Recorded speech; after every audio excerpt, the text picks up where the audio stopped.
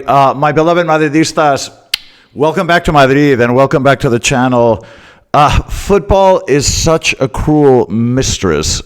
Football can be so... Look, one of the reasons that football is so dramatic and it just evokes so much emotion is that it's such a low-scoring sport, okay? Like, in higher-scoring sports, if you have two different teams, very qualitatively very different, because the success incident, like scoring a point, the iterations there's so many iterations that eventually the difference in the quality of one and the other will show, because you just have so many iterations of it.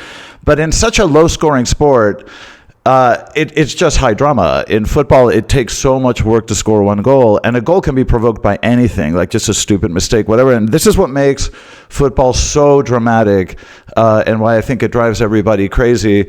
Now, I don't like to use the word deserve. I don't believe in using the word deserve in football. Football is about scoring more goals than the opponent. Last night, Man City did that, and therefore they are, deserved winners. End of discussion. But let's be honest about this. We had no business losing this match. We, I think, played a lot better than Man City, and that makes a huge difference. Now, what I loved about this match is exactly what I hated about this match, okay? I love this match because the players gave 100%, and it was the first time in a very long time that I actually saw them fight for every inch and really play at top capacity. And the reason I hated the match was because last night they played at top capacity, 115%, and it was wonderful to see. And I wonder, why didn't you do that earlier? Why did you not do that in all the prior matches? If we had played every other match this season the way we played last night, we would be top of everything right now. And that's something that my uncle mentioned in his sort of post little short after the match. Okay, I think we had no business losing this match, especially with 8 really, really important injuries. Now, the other day I said that I think if Xavi loses another match, he's out. I think that this has slightly changed, simply because it did not feel like a defeat. And the Bernabeu is smart enough to know the difference between losing one way and losing another way. Like, yesterday we lost because this is football and these things happen, but we played very well, and I think it bought Xavi time. And I also think that because it's the holidays, the timing is not ideal anyway. So I think that last night's performance bought him a little bit of time. But anyway, let me at least the urgency of getting rid of him has definitely diminished, at least for now. But let me give you my thoughts on sort of players, the match itself, Xavi's future, and some broader takeaways. Thanks for joining me. Let's get started.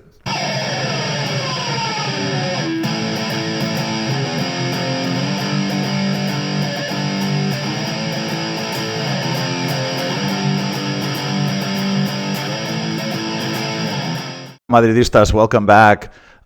Okay, let's talk about the match last night. Look, I've been brutally critical of players at times and of Xavi, etc.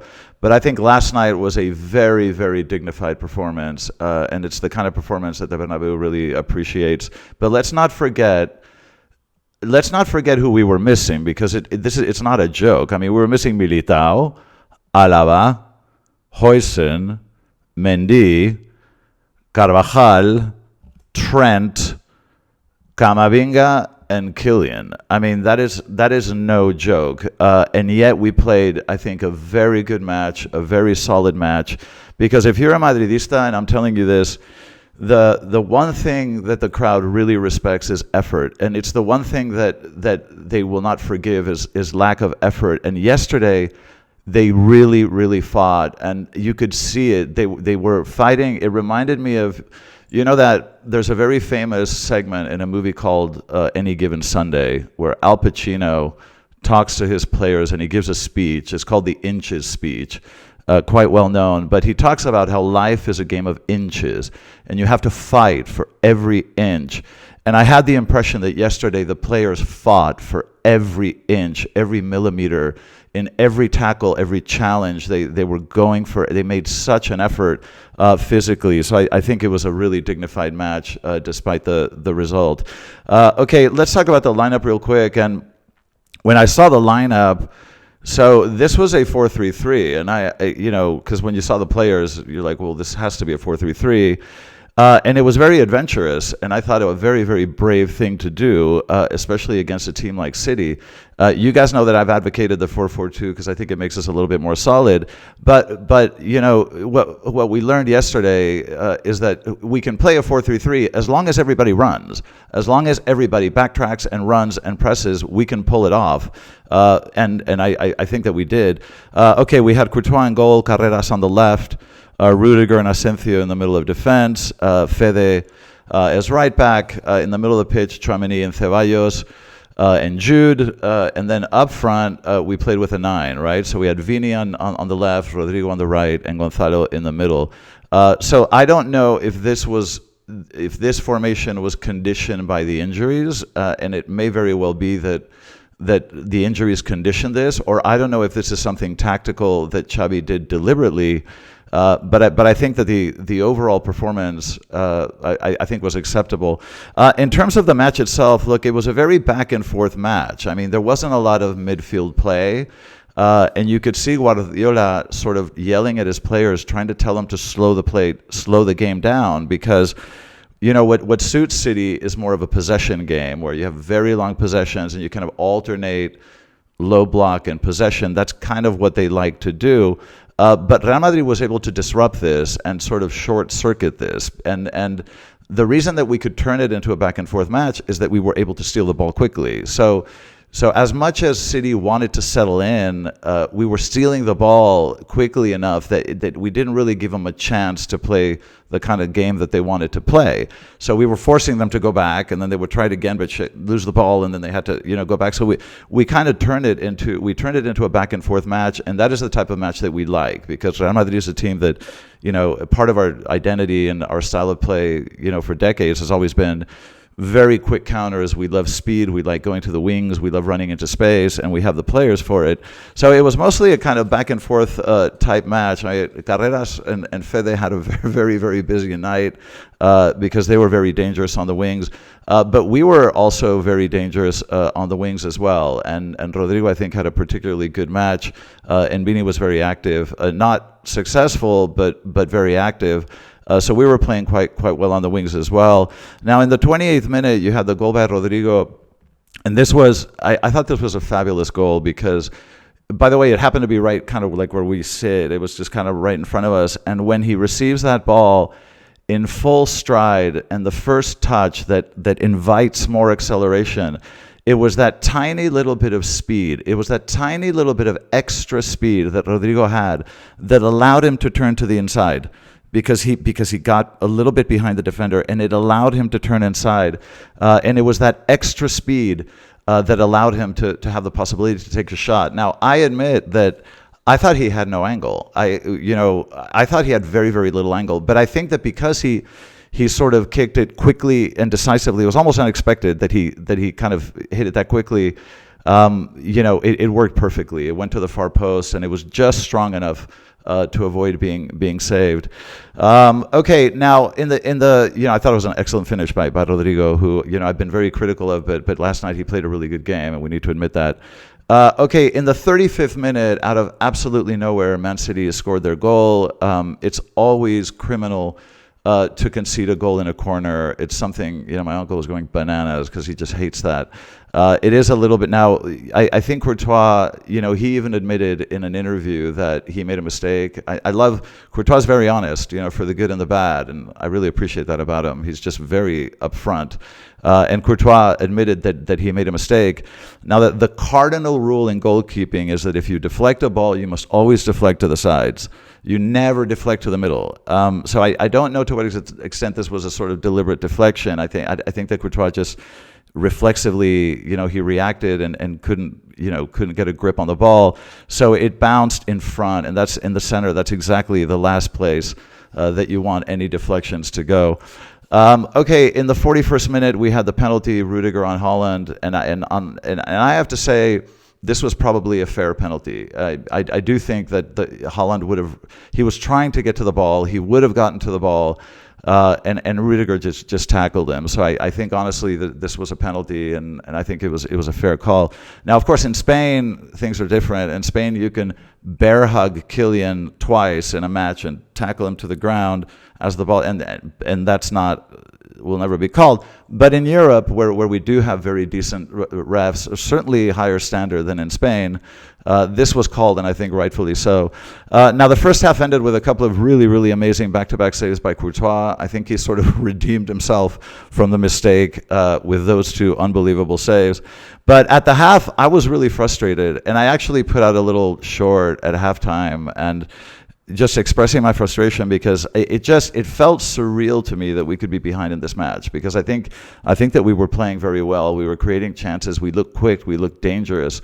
Like, our passing was good. Like, we looked like, it just did not look like a match where that it just looked like a match we should be winning under, any circumstance. The second half, sort of, we continued to create chances. Again, it was very back and forth. Doku was just a really, really dangerous player, man. This guy has really developed into something special. His physical prowess as well. I mean, he's a wonderful dribbler, but very, very powerful and very, very speedy. Carreras was busy, and Fede had a really tough night trying to keep him in check, but I think did a pretty good job. In the 49th minute, there was a very good chance between Doku and Foden, and Carreras sort of came to the rescue in that one. A minute later, Jude had a chance. A minute later, Courtois made an amazing save. A minute after that, Rodrigo had a really good chance. Like I say, this was really a kind of a back and forth type match. We had the first change in the 57th minute, and Arda came in and Gonzalo came out. Now, I was a little bit surprised about this change, because as you're getting to sort of the end of the match and you need goals, your style of play is going to change. It's going to become more urgent. You're going to start popping balls into the box more often. So I think to take Gonzalo out, who's naturally our best header, felt a little bit odd to me. I don't know. I think that's an easy change to criticize. Okay, in the 66th minute, Ceballos came off and Brahim came in. In the 77th minute, Vini had a wide open header that I cannot believe he didn't score. But how many times do we say that about Vini? And last night he drove me crazy. We'll talk about that in a second. In the 78th minute, Enrique came in and Asensio came out.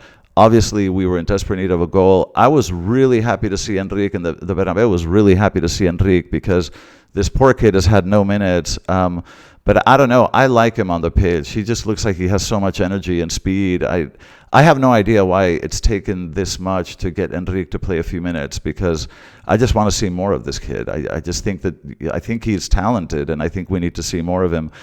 In the 79th minute, there was another incredible miss by Vini, one where he, tried some sort of a bicycle kick when all he had to do was just stand there and strike the ball normally. Very, very frustrating night.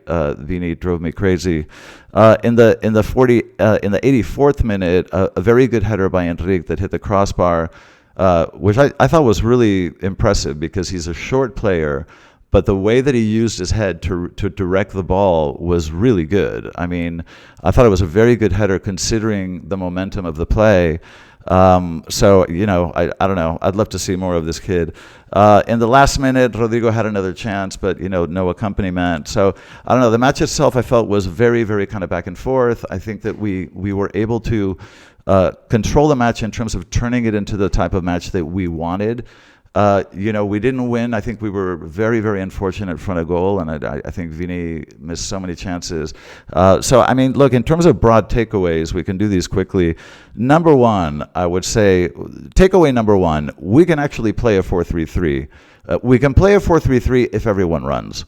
Okay, and the reason that the 4-4-2 has always given me a greater sense of security is because the players are just a little bit too static. So I just kind of feel like I need that body in the middle of the pitch.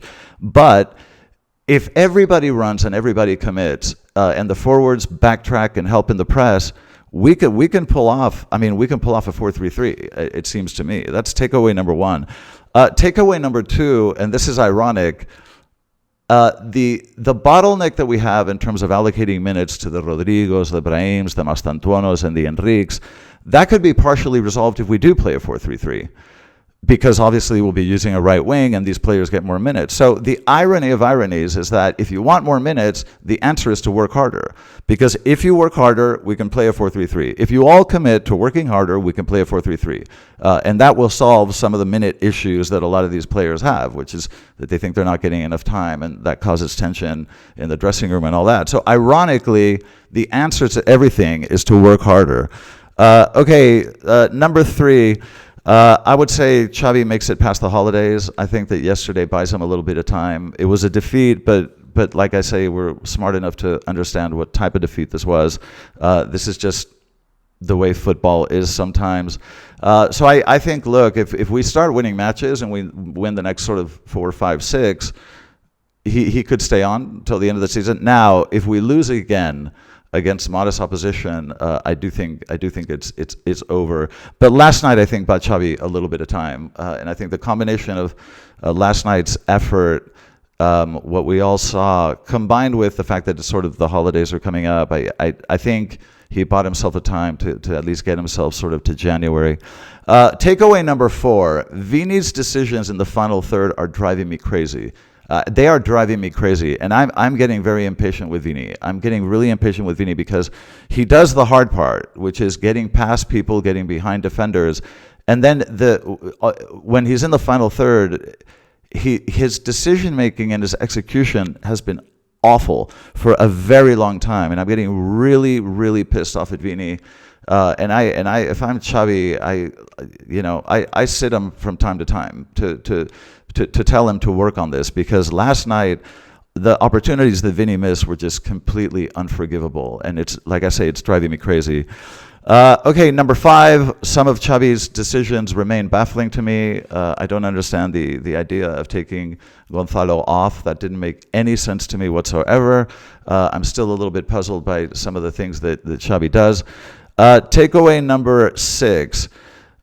We are so much more dangerous when we can attack on both sides. I mean, it's like night and day. I mean, when the opposing side knows that you can only attack on one side, it makes it so easy for them to defend. I think having proper wingers that sort of take people on one-on-one, it makes such a difference. Being able to make that long pass from the back to the left, but also to have the option to do it to the right, is absolutely just massive. This game, I want to say that this game really, it's a shame that Kylian wasn't there, because I think it was really well set up for Kylian. Because when we would steal the ball, when they were in possession and we would steal the ball and we would immediately look for that long ball, Kylian is just, his speed and his, he knows how to make these runs, how to cut inside or outside. It was a game where I really missed him, because those outlet balls, if you have a Kylian chasing those outlet balls against any defender, I just think it's the kind of game that would have really, really fit well with Kylian, and it was such a shame that he wasn't there. But again, it was amazing to have balance, and to be able to attack on both sides makes a huge difference. Takeaway number 7, Doku has developed into a really good player. When he started playing at City, I would watch him, and he was a skillful dribbler, but he would lose the ball a lot. I think his decision making has improved incredibly. He's become much more powerful. I don't know, he's just a more mature player. He's much more dangerous now, and I think does a lot better job of kind of playing for the collective. Doku's an excellent player. You got to keep your eye on that one. Takeaway number 8. Rodrigo loves playing against City. I mean, I don't know. He just always seems to score against them. It must be some sort of vex or something. And takeaway number 9. I think Enrique should play more minutes. I really do. I want to see more of this kid. I have no idea what happened in terms of what's happening behind the scenes, but I want to see more of Enrique, because even the few minutes he's there, I like his movement. I like his power, his speed. So I really want to see more of him. Look, in terms of players, we can do this kind of quickly. Courtois, I don't know. I'd give him maybe a 6 or a 7. He had 2 or 3 amazing saves, but He did have that really fatal mistake in the goal, which unfortunately carries a lot of weight. So I don't know. Courtois, I think, played well, really well, but just that one mistake really, really killed us. I don't know what I would give him, maybe 6 or 7 or something. Carreras had an absolutely amazing night. Now, Carreras was, first of all, he ran. I don't know how he could stay that fresh, because he was sprinting even towards the tail end of the match, and he's very quick. He was absolutely tireless. I think defended really, really well. He was, participated in attack, but his backtracking, his recovery was excellent.